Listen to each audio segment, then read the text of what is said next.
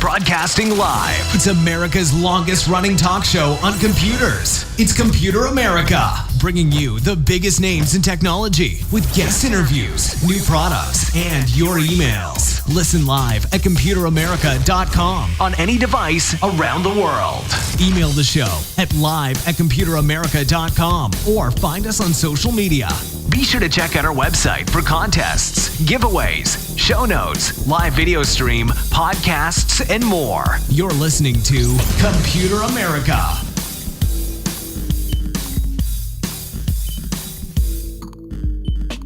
Hello and welcome into the Computer America Show. We are the nation's longest running, nationally syndicated radio talk show on computers and technology. Thank you for joining us. I'm your host, Ben Crossman, and everyone out there, thank you for tuning into Computer America. Whether you are listening to us on IRN, on YouTube, on the podcast, however you are checking us out, thank you so much. So, obviously, first things first, no guest today. We have an entire hour of computer and technology news, and yeah, tons and tons and tons of stories, so don't worry. The hour will fly by, and hopefully the hour sees you all well. Everyone, hey, hope you had a good weekend. You want to go see a movie, I'm not going to say which one, but yeah, hopefully you had an end game plan. Get it? It's a joke. Okay, but yeah. So obviously that one went out. If you haven't seen the numbers for that, just as we kind of predicted on Friday, and the numbers were already kind of half in, even though it was already Friday, when we talked to Nathan Evans of Popzara magazine. Well, yeah, it's been shattering opening weekend numbers. I'm actually pretty interested to see the second week numbers, because I feel like the only people who didn't go see Endgame, who really, really wanted to go see Endgame, were those who could not see it because tickets were sold out. So I think that the second and third week are going to be those who were just unfortunate and just couldn't get to the theaters or get into the theater. And then after that, I'm kind of expecting a very dramatic, precipitous fall. And if you're wondering, well, Ben, why does that matter? It matters because a lot of people are kind of rooting for the Avengers Endgame to be the one movie to dethrone James Cameron's Avatar for the all-time most or top-earning movie in theater. And right now, it's well over $1 billion earned worldwide. It's over $300 million earned domestically. It's the number one selling movie, or at least it's the number one opening weekend for any movie out there. It's just, can it claim that top prize of earn the most money forever? So when I say that there's going to be a large drop-off in the second, maybe not the second, but definitely the third and fourth week, that hurts its chances of having a long having the long game and being able to, actually take out Avatar. But hey, that's just numbers and markets, and something that we're definitely going to keep an eye on. But today is dedicated to computer and technology news. And if you haven't joined us for one of these segments, you are in luck. It's a lot of fun where we go through, trust us, we spend the day looking through different articles and different ways to digest the news. And it's a full-time job for us. So for you, I can't even imagine. Hopefully we turn you on to something that is a little bit strange, a little bit different, something you might not have heard about. So everyone, computer and technology news brought to you by Computer America. Here we go.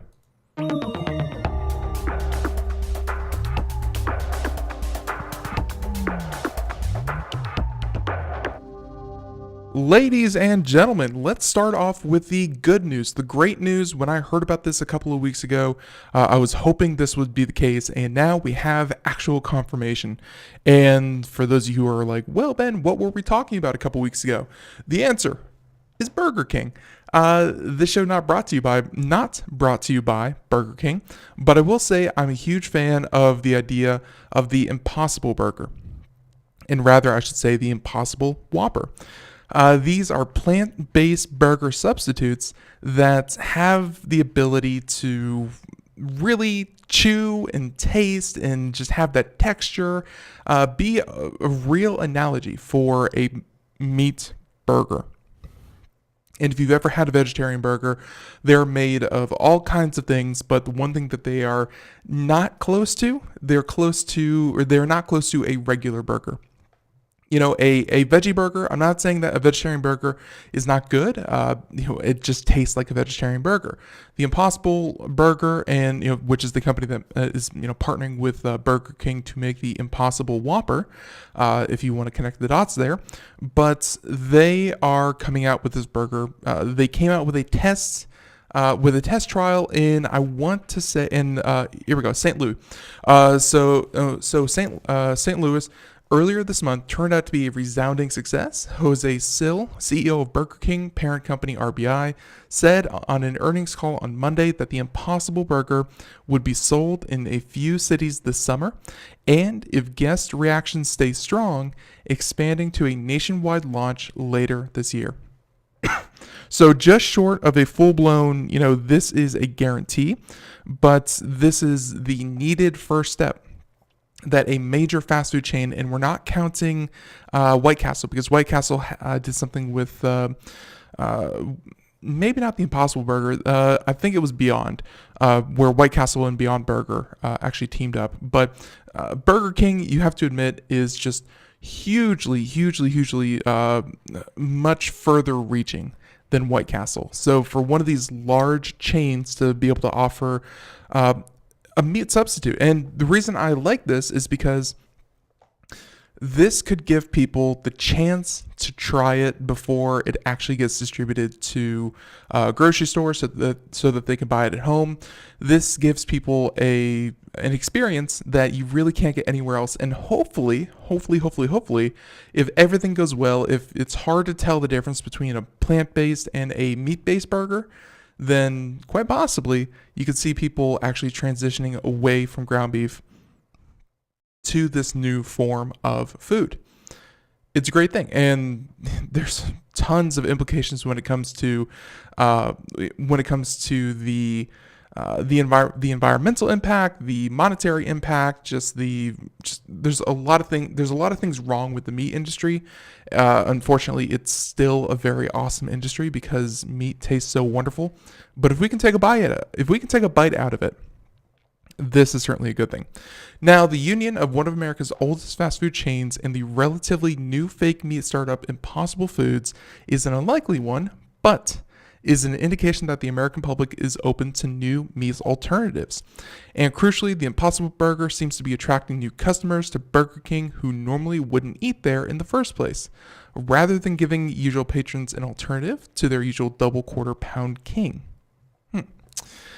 And we're going to finish this up with with a quote here from, again, the CEO of Burger King. Quote, "It's really difficult to distinguish between the Impossible Whopper and the original offer.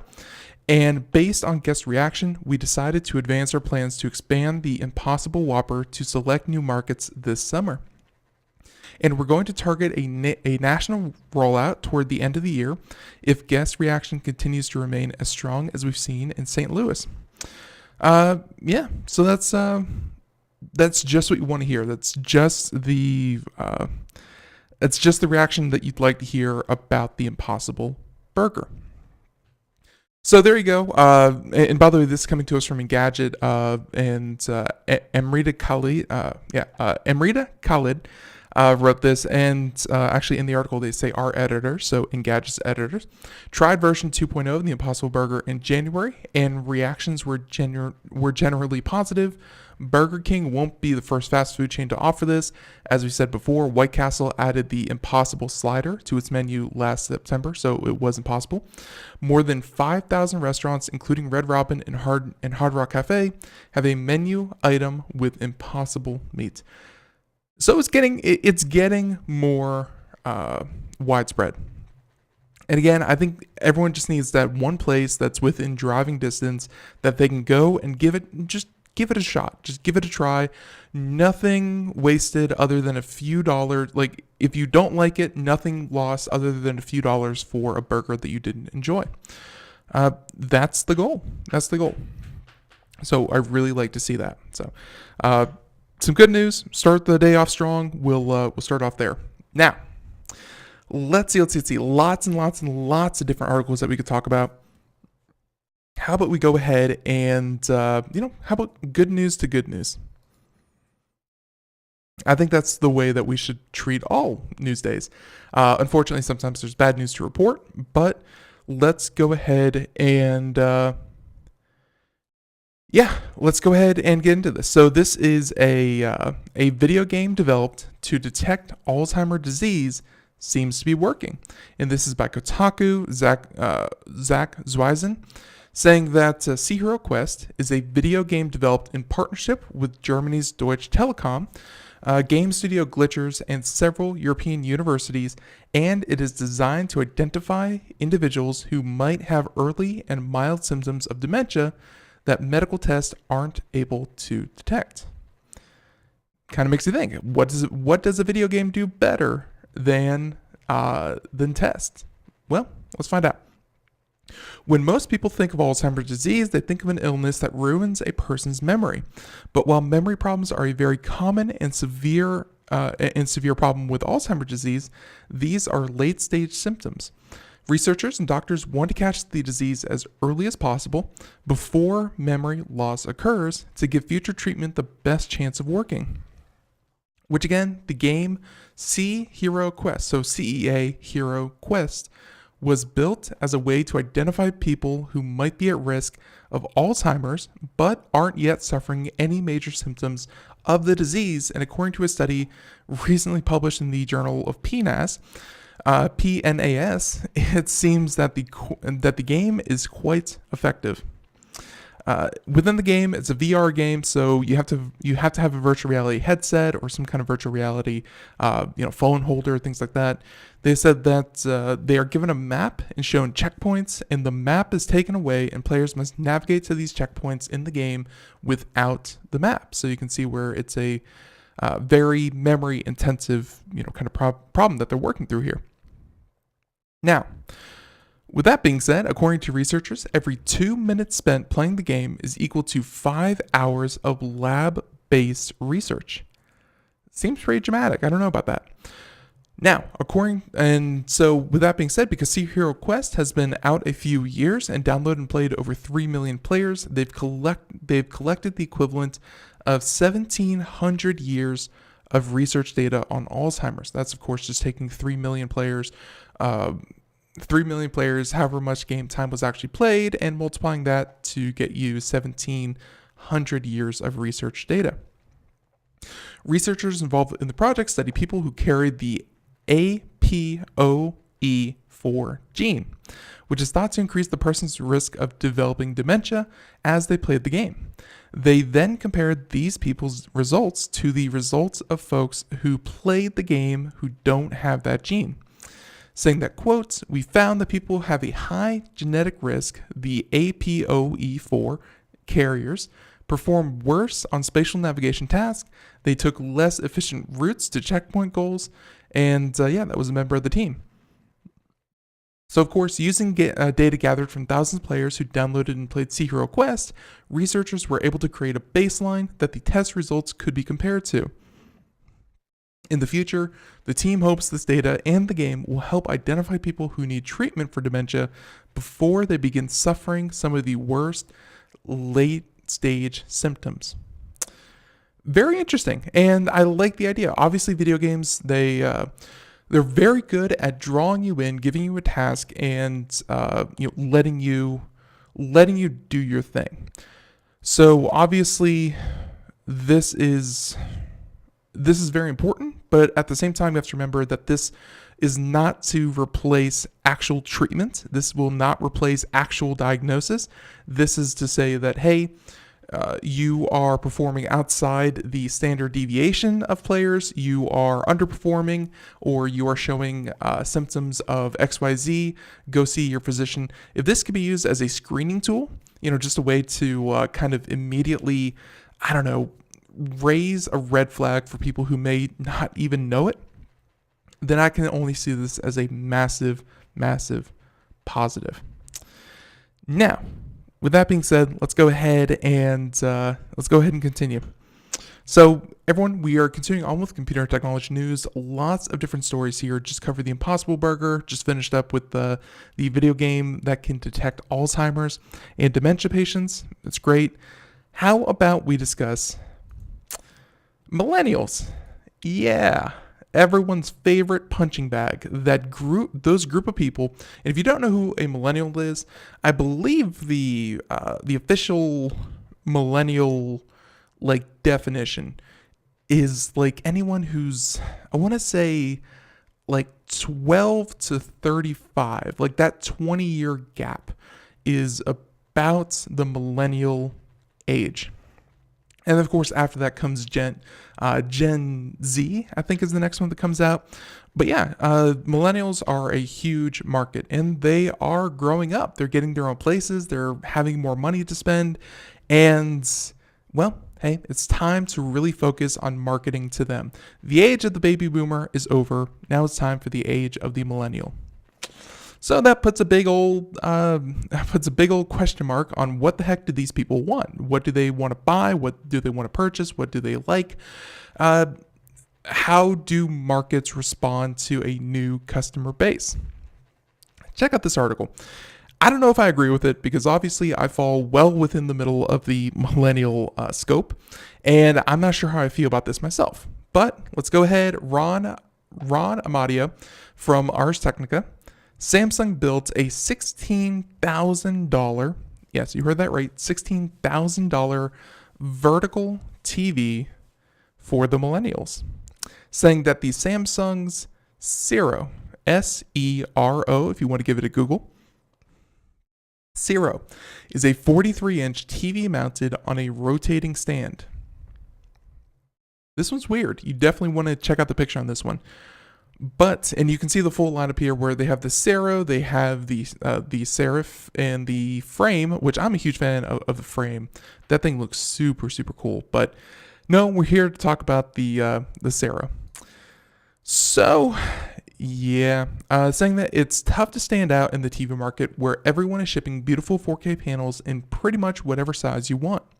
Samsung is hoping to turn heads with a few wild concept lifestyle TVs. And that's the thing, these things are concept lifestyle TVs. They go beyond just being a monitor for your show. They go beyond just sitting on your mantle. No, they become centerpieces for your room. They're lifestyle TVs. So of course, they said that there's of course the previous, the frame, which looks like a framed picture and displays artwork when not in use. There's the Serif, which is mounted on 4 legs, looking kind of like a canvas easel. So yeah, it's freestanding. You don't need any kind of mount for it or anything like that. And then there's the real head turner, the Zero, which is a vertical TV, the S-E-R-O, Zero. And if you're watching the picture, if you're watching the video portion, which we highly recommend over at twitch.tv/computeramerica, check out the video, and it's the two there where they have it in the horizontal picture mode, and then at the same time, they have a second one that they have rotated to the vertical orientation. So yes, this TV can go vertical or horizontal. Who knew? Of course, the Zero isn't vertical all the time. The 43-inch panel is mounted on a rotating stand, allowing you to get up, walk over to the TV, and swing it from landscape to portrait, kind of like the world's biggest smartphone. And through Google Translate, Samsung's press release tells us, by the way, I really enjoy the fact that the Ars Technica, a great publication, but even they, instead of employing a translator on staff, they just go, hey, just take that Samsung press release, which is in Korean, and throw it through the Google Translator, and we'll get the gist of it. But as they say, it analyzed the characteristics of the millennial generation to come up with the TV design, which is purpose-built for watching the vertical videos you find on services like Instagram. Of course, the scourge of vertical videos was created because people couldn't be bothered to rotate their 5-inch smartphones, so the author is unsure about the idea that people will get off the sofa and go rotate their 43-inch television.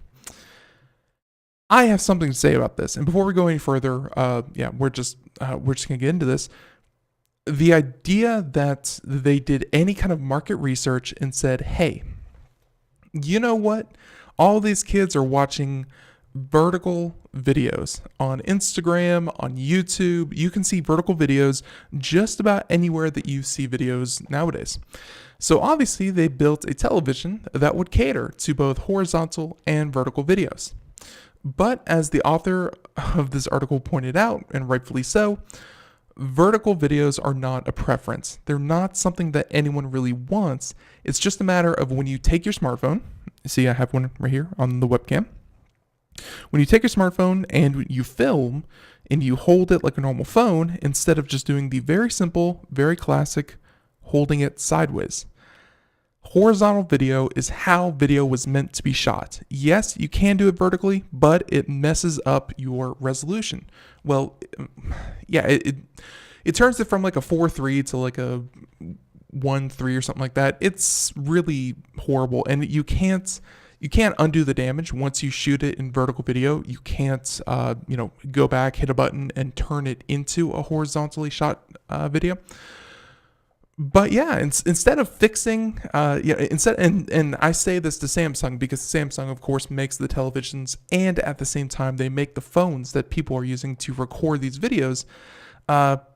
Instead of fixing this on like the content creation side, they're going, if the video is vertical anyways, it's better. Instead of having all this negative space, instead of all this black space, they're going to have a vertical television, which you could just watch the whole thing as natively as possible, even though it's not comfortable for anyone. It's something. I don't know. I feel like Samsung should have incentivized people to not shoot vertical video as opposed to making a product that could then, work with vertical video. And you can see it there if you're watching the video portion again. That's the TV in the vertical orientation. So Samsung says the TV comes with the NFC pairing and a simple mirror function that can get your smartphone videos on the TV. And like Samsung's other TVs, this has an ambient mode that can display images, photos, clocks, and more when not in use. There's a microphone with Samsung Bixby Assistant built in. And as we said before, only one size, 43-inch, but is now available for $16,000. $16,000 for the privilege. Don't get me wrong, I really enjoyed the fact that they have mirroring, that you can have a television that will be able to display anything from your phone onto your television. I think there should be a lot more of that, where you have technology that works together. You can almost take for granted that everyone has a smartphone at this point. And I wish everyone from PC manufacturers to console manufacturers to television to cars and so on and so forth, they're getting on it, but faster adoption would be better, where everyone makes integration as simple as possible. No downloading apps, no plugging in cables in weird spots and that kind of thing. Nope, everything wireless, everything just works.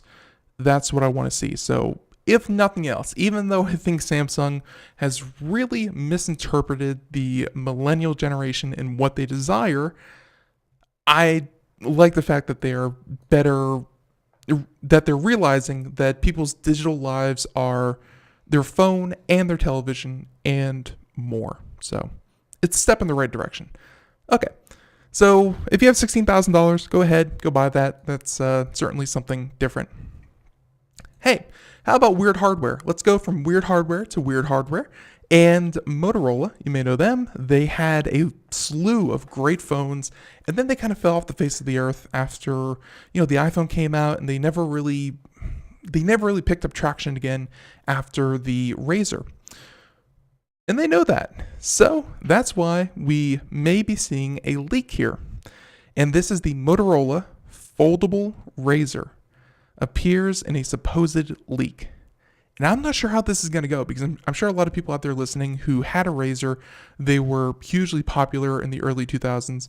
And one of the best features of the RAZR phone was the fact that it kind of like slid. It was the clicking, sliding action, the actual physical way that the phone, kind of fit together and expanded and things like that. It was a huge appeal. It was very cool. And the RAZR flip phone was just amazing quality for a flip phone back then. It's what they loved. Can they catch lightning in a bottle twice? That's the question. So let's go ahead, get into this where, of course, Motorola foldable RAZR appears in a supposed leak. This is one where you definitely want to check out the video. We have a picture up there. And again, this is a leak. Don't get me wrong. This could be a rumor as far as, hey, someone else made this, someone else made this 3D mock-up and this could just be fake. But at the same time, it comes from a very reputable leaking site called SlashLeaks. So this is the unannounced new version of the Motorola RAZR appeared to have leaked online. And of course, it is a render. It's not an actual picture. It's a render of the of what first appeared in a post on the Weibo and were re-uploaded to SlashLeaks depict a vertically folding screen design. They also show off a wireless charging station and a range of accessories, all of which seem to fit into this weird triangular box. Yeah, weird indeed, but hey, it's sleek, and that's all RAZR really has to be. So this is the images of the rumored RAZR V4 should be approached with skepticism, as there has been little by way of official word from Motorola about the new version of the classic phone will look like. However, it's worth noting that the rends match up well with the patent filed last year for a vertical folding phone with the RAZR recognizable design.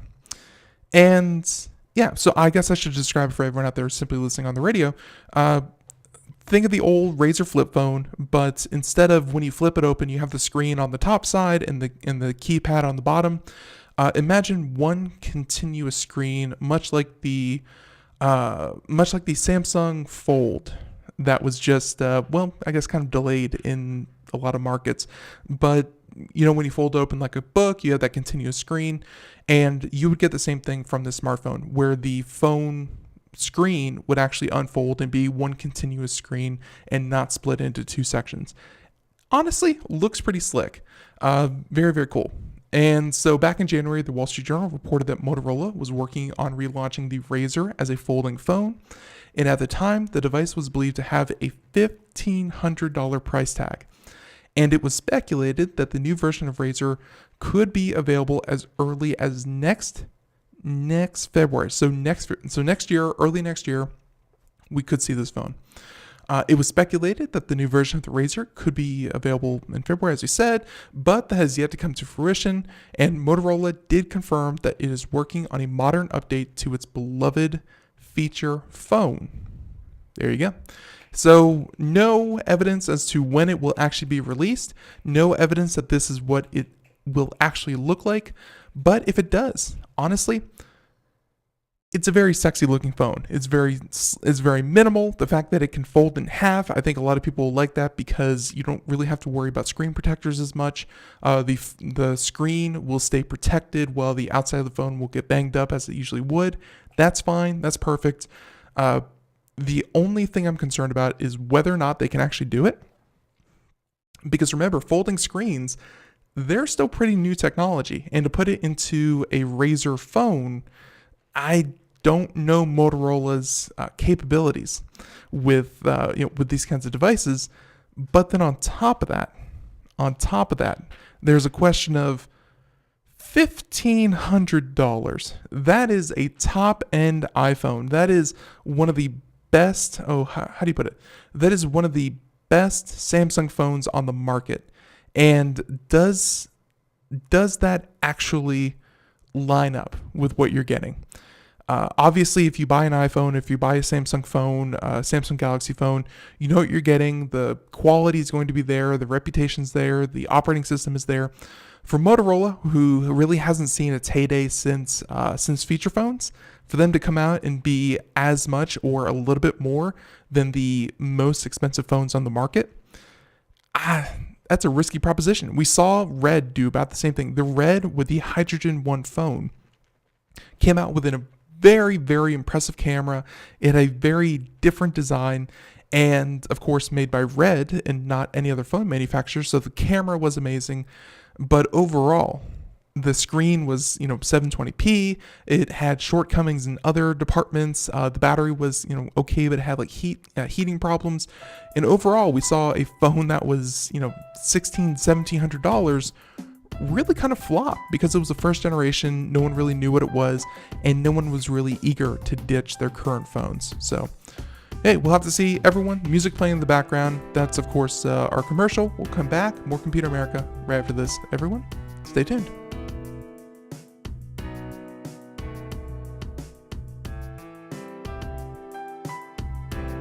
Greece is cheap. But the airfare costs a fortune. Paris? Not much closer, and again, airfare... What about Puerto Vallarta? Let's face it, flying anywhere is just too expensive. Wait, what's this? Low-cost airlines. With one call to low-cost airlines, you'll drastically slash your travel costs. We're talking insanely low airline prices to any of your favorite destinations. Where would you like to go? London, Rome, Costa Rica, Australia? Wow, that's cheap. So why wait? Call now to learn how crazy cheap it is to fly anywhere in the U.S. or international. Our prices are so low, we can't publish them. The only way to get them is to call to instantly hear the most amazing best deals on airline travel. It's that easy. So call now and start packing. 800-215-4461.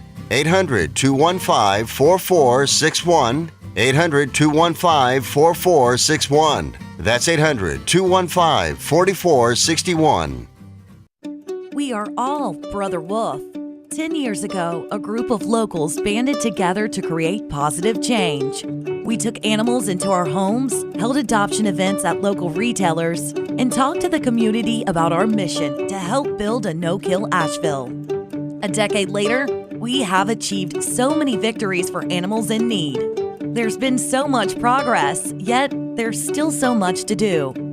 As part of our year-long celebration, we encourage you to become a member of our special Compassionate Circle program. With a monthly donation of $10 or more, you will have behind-the-scenes access to the work we are doing at Brother Wolf. Our goal is to reach 1,000 members because we receive no government funding. Working together, we can help build and sustain no-kill communities. Learn more at compassionatecircle.bwar.org. We are a 501c3 tax-deductible organization.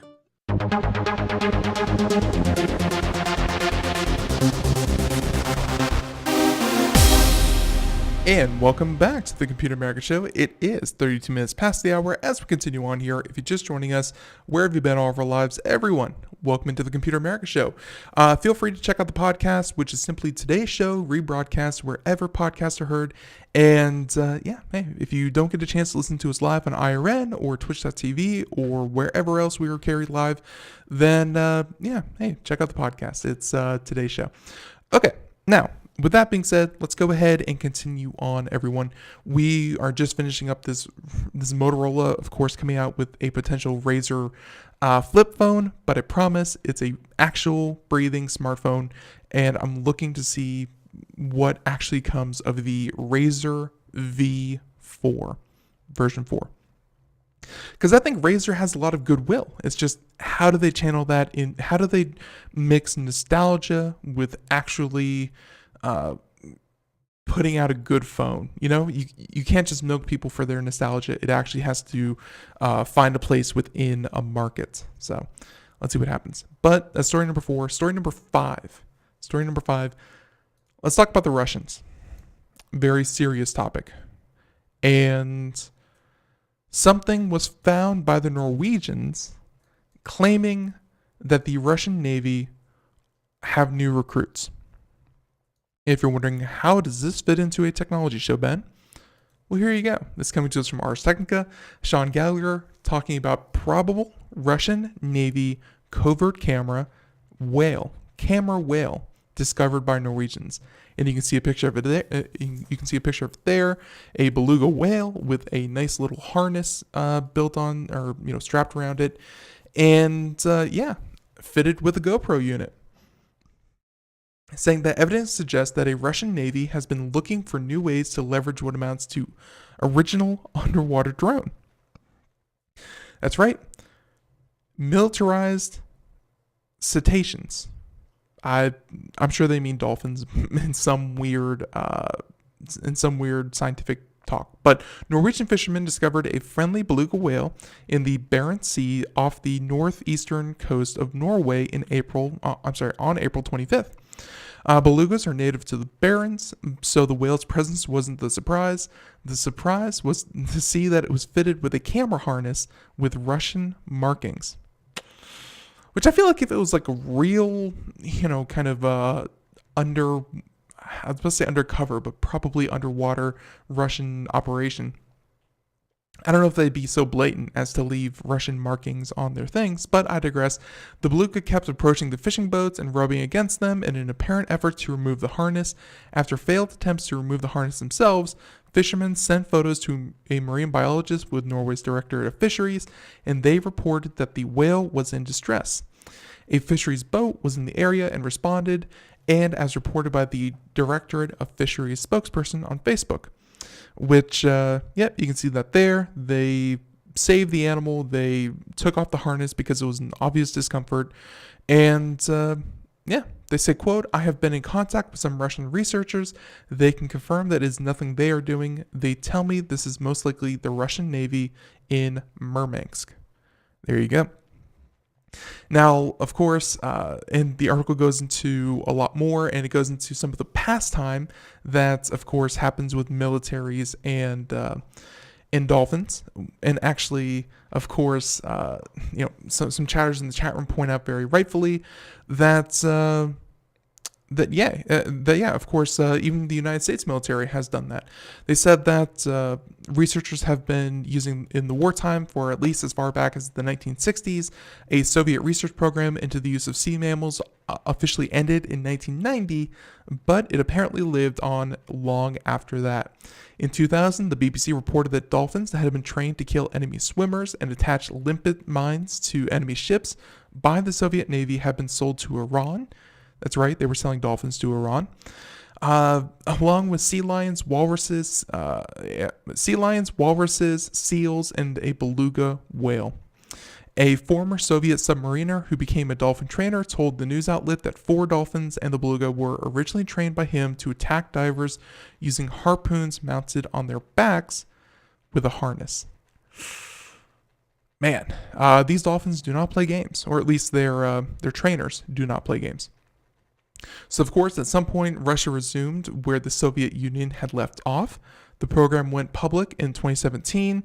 And by the way, we just showed the video there of them taking the harness off the whale. And of course, they said that, and according to a backgrounder on the program posted in the Naval Information Warfare Center Pacific, which oversees the program, both dolphins and sea lions also assist security personnel in detecting and apprehending unauthorized swimmers and divers that might attempt to harm the Navy's people, vessels, or harbor facilities. That's right, there are Russian sea lions that are defensive. Who knew? So there you go. We're going to wrap it up there, but essentially just say that this is bad. Obviously, whales are very intelligent creatures. They should not be kept or trained in this kind of manner, or let alone used for this kind of thing. They have more, including Russia's alleged use of what they call quote-unquote whale prisons, where which was uncovered by Russian police and by activists. The whales were apparently collected for sale to Chinese aquariums, and so on and so forth. Essentially, Russia, if you're listening, please don't mess with the whales. They're nice whales. They don't deserve that. There you go. So there you go. the dolphin was saved, or at least I should say the beluga whale was saved, and we are good to go. So there's that article. Let's go ahead and continue on. How about something a little bit happier? I find this one interesting. So this is coming to us from the BBC. If I recall correctly, there was an article about an automated lawyer who did the same thing in the UK for wiping out parking tickets. But this is pretty cool. An algorithm wipes clean the criminal past of thousands. And of course, the sensationalist headline, it's not exactly what it sounds like. An algorithm is not getting into government systems and completely and irreversibly taking out people's criminal history. No, it's more the fact that you can have an appeal process. You can have your criminal record expunged, but it's a whole legal mess of filing things and filling out paperwork and going through the system. And this is actually, even though this comes from the BBC, this concerns North America. And it turns out that, hey, you can talk to an artificial intelligence or an algorithm, and it will fill out the paperwork for you and do everything that you need to get it expunged. Essentially, reducing the amount of man hours and labor and really a lot of the confusion into expunging one's record. Here we go. This month, a judge in California cleared thousands of criminal records with one stroke of his pen. He did it thanks to a groundbreaking new algorithm that reduces a process that took months to mere minutes, saying that the programmers behind it say, "We're just getting started solving America's urgent problems." This is one of the best uses of technology that we've seen. It's not even about, and we've seen artificial intelligence being used in so many different ways, from getting you to buy more products, from, reducing inefficiencies and things like that. But I think the real tangible impact you can have on people's lives in such an overt manner, where things that would take, as they said, months to minutes, this is awesome. So here we go. They have a gentleman here sitting at a wooden table, swamped by paperwork, and his anxious family looks on. You can see the image here, saying that he's one of around 50 or so people who have come to the community center in San Fernando, near Los Angeles, to take part in an expungement clinic, a free service for those looking to get their criminal records removed or reduced. A team of lawyers working pro bono sit behind a long counter and call people forward when their number is up. Think of it like the DMV, except what happens at this particular long waiting line could be the difference of you actually finding gainful employment, or being stuck into a very harsh cycle of underemployment / criminal background checks. So now, on Saturday morning, as the article goes on, the gentlemen here are seeking to have cannabis-related convictions expunged under California's Proposition 64, which in 2016 said that all past marijuana convictions, they could be either commuted, expunged, or reduced. So there you go. As part of the new law, those as I said, they could have them struck from their record. And so here's the plan. Let's go ahead and skip forward a little bit. The full article will be at Computer America, but let's go ahead and skip forward just a bit, saying that though almost 10,000 people in the city were predicted to be eligible for expungement, just 23 came forward. So in January 28th, and you can see we're 10,000 to 23. That's a big deal. So in January 2018, Mr. Gascon pledged to proactively review past marijuana cases, but there was a snag, saying that when we started to do this by hand, we recognized very rapidly that this was going to take a long time, which is why he enlisted Code for America, a nonprofit organization that works on creating Silicon Valley-esque solutions for problems within the many antiquated systems powering the U.S. government. I dig it. At Code for America, I have never heard of that organization, but I'm glad that I have now. So, the group had made Clear My Record, a tool that analyzed text in court files using character recognition to decipher scanned documents. It discards any record involving a violent crime. As such records do not qualify, for those that remain, the tool automatically fills out the necessary paperwork.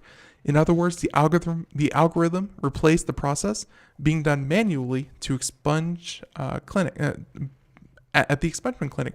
So again, sorry about that. So what they're doing there is they're using optical character recognition. They're saying, hey, here's this entire stack. And by the way, the number that's that's going to come up here in a second, that number being 8,132 eligible criminal records.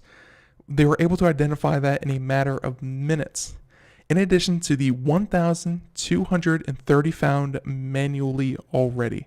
So within minutes after they were, of course, able to scan and analyze all these, they were able to find thousands more. So they said here that they dated it as far back as 1975, the year in which the city started to digitize its files. And so it was on the 3rd of April that San Francisco judge Samuel K. Fang signed them all off, reopening life opportunities to thousands of people. I like it. I really do. So they took all the digital files or at least all the scans that were already there, they were already available, took all the data that was readily there. It's just a matter of putting it through the proper program, running it through the proper algorithm, and getting it to all work. So they said that for Mr. Gascon, who is standing down this year in order to care for his ailing 90-year-old mother, the move will form a core part of his legacy. We created this war on drugs. We, the criminal justice system and society in general, harmed many communities throughout the years. I felt that we had an obligation to right the wrong. And this is a pretty good one. So with that being said, the article goes on for a bit more, and you can read the full one. Let's go ahead and skip on down to the end, and you can read about this and the impact, the real life impact it's had on people. But here we go. Even though he himself isn't eligible for criminal record expungement, Mr. Turner, who devoted his free time to helping others get that help through running clinics and lobbying alongside advocacy groups. He acknowledges that some people feel a criminal record is the consequence you bear for committing a crime, but he urges people to look beyond that, saying, quote, I say to those who feel that it's tough luck that what they should do is look into themselves and ask what they have wanted to be forgiven for in their lives. Because that's what we're doing. You're asking not just for a specific person's forgiveness, you're asking for the world to forgive you. So, nice way to put that. Great article from the BBC. And again, I just really enjoy the fact that they're able to automate this really long and arduous process. So check that out. Okay, everyone. How about we go ahead and move on to, let's do some hardware. We haven't talked about hardware much lately. I mean, we talked about the TV and the phone, but there's some more that I really wanted to touch on. And check this out. Another leak, but at this point, I'm getting kind of sick of calling them leaks. I think it's kind of like pre-advertising. Saying that, so here's today's pre-advertising. Ryzen 3000 runs at 4.5 gigahertz and beats Ryzen 2000 by 15%. That's right, we're talking CPUs. And these things are incredible. If you haven't heard about the Ryzen 2000 and 3000, well, obviously, we're just hearing about the Ryzen 3000, but the Ryzen 2000 was one of the first 7 nanometer CPUs to come out from AMD, and the numbers are incredible. How fast it can go, the efficiency of it, the heat generation of it. They're really doing something special here. Of course, not all use cases are going to be, perfect, but for a lot of people, it's going to be good. So, motherboard manufacturers and OEMs are known to have Ryzen 3000 testing units on hand, and some of them have allegedly been a little loose-lipped. As we say at least once a day, treat all leaks with suspicion, but don't let that stop you from getting excited. This leak is just the right balance of logic and hype. which I completely agree with. If we have to come back tomorrow and say, by the way, those leaks, they were completely false, there was nothing to trust about them, I don't think the leaks are going to be all that far from the truth. So even if they're not perfect, they're going to be pretty good. And again, hey, it's all about getting excited about what's next in technology. Now, Billy user to ITO Technology claims that motherboard manufacturers have engineering samples of mainstream Ryzen 3000 processors in the 4 to 8 core territory, but they're expecting 12 to 16 core parts too. And while final clock speeds haven't been established, the CPUs reliably run at 4.5 gigahertz and outperform previous parts by 15% while having impressively low thermal output and power requirements. That's all thanks, once again, to the 7 nanometer architecture that they're using. And if you're wondering, well, Ben, why does the low thermal output and low power requirements matter? If you put these things into a laptop, into a tablet, into a smartphone, although I doubt they'd really end up in many tablets or smartphones, but the point is, if you put them in anything that requires a battery, you will have a much longer lived device. And then on top of that, if they don't generate a lot of heat, that means less degradation, that means they'll last longer, and they can run hotter. Or, well, not hotter. They can run, like, let's say the cutoff for your computer is 90 degrees Celsius. If this thing only gets to, 40 degrees Celsius, then hey, do some overclocking, push it a little bit further, and get it to a comfortable 60 degrees Celsius while getting extra performance out of your part. Overall, it's just a really, really good thing to have. So the architectural shift has seen a vastly improved execution pipeline, double the core density, improve the floating point bandwidth, better branch prediction, improvements to instruction prefetching, and the list goes on. All in all, there's a sizable boost in the IPC, which is the instructions per clock. The memory controller has also been upgraded, though it's not a groundbreaking improvement. So it's not just about the architecture, like I was assuming, but it's a lot more beyond that. It seems like AMD has really stepped up everything that a CPU really utilizes. So the AMD X570 motherboards, or X570 motherboards, are believed to arrive in July with up to 40 PCIe 4.0 lanes, powering 8 USB 3.1 Gen 2 ports, in addition to the regular expansion slots, SATA, USB 2.0. Unfortunately, manufacturers are struggling with the B550, which will arrive in September. There you go. New motherboards are still being devised, but not all B55 or 550 boards may arrive with proper PCIe 4.0 support. And as a side note, though most previous motherboards will support the new processors, A320 models most likely won't. So they're still working on the motherboard integration, which is why these engineering versions of these CPUs get sent out, so that they can work with them, play with them, and really optimize them for the motherboards. But so it sounds like work is still on the way.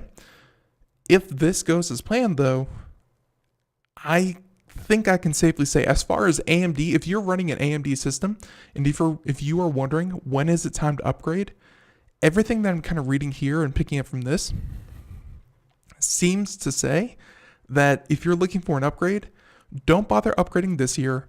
It seems like next year, with the motherboard and the CPU integration, it's going to be a great time to upgrade to a next CPU and that will have some staying power. Now, here we go. Last point here. The leak's greatest claim to reliability is also its greatest downfall. For the most part, it makes way too much sense. We know that Ryzen 3000 will have a 12-core part, making it very likely that there will be a 16-core part as well. AMD CES Cinebench run using Ryzen 3000 performed 15% better than an average 2700X. Doing some math, it's easy enough to calculate that AMD's CES benchmark sample was running at 4.54 gigahertz. Of course, though that doesn't account for IPC improvements or, the instructions that the CPU uses to perform operations.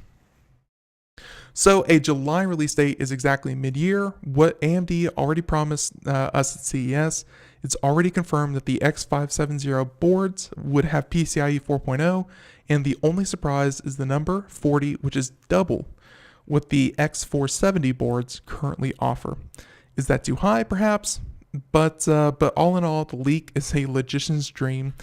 And really, when it comes to PCIe lanes, that's how many different systems you can have tied into your motherboard, and work with your CPU. So that's everything from, the more lanes that you have, the more hard drives you can have hooked up to it, the more GPUs you can have hooked up to it.